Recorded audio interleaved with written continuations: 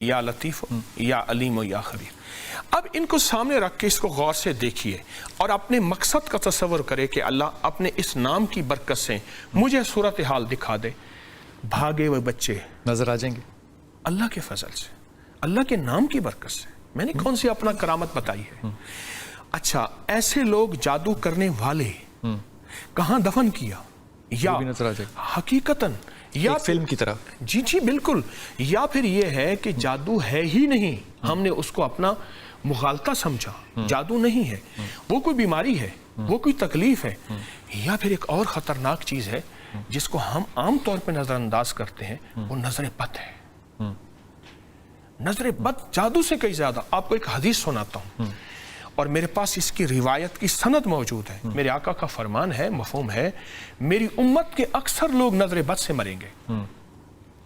हम नजर बद को कुछ नहीं समझते, तो ये सारी चीजें इसी नजर आ जाएंगी। अच्छा, बाज़ औक़ात ऐसा होता है, औरत को भी आदमी को भी जनाब।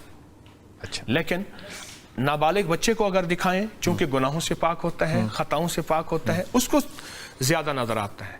हमारे जितने भी आमिलीन कामिलीन पुराने बुजुर्ग गुजरे हैं, वो नाबालिग बच्चे को बिठाते थे और नाबालिग बच्चे में ख्यालात भी नहीं होते। बाज़ औक़ात हमारे ज़हन में इधर का ख्याल, इधर का गुमान। अच्छा, एक और चीज़ है बिलाल साहब कि अगर इसको हम सामने रख के बज़ाहिर नजर नहीं आ रहा, लेकिन अगर रोजाना इसकी मशक करें और दिन में 2-3 दफा, सिर्फ 3 दिन के अंदर इसकी मशक हो जाती है, नजर आने लग जाता है अल्हम्दुलिल्लाह।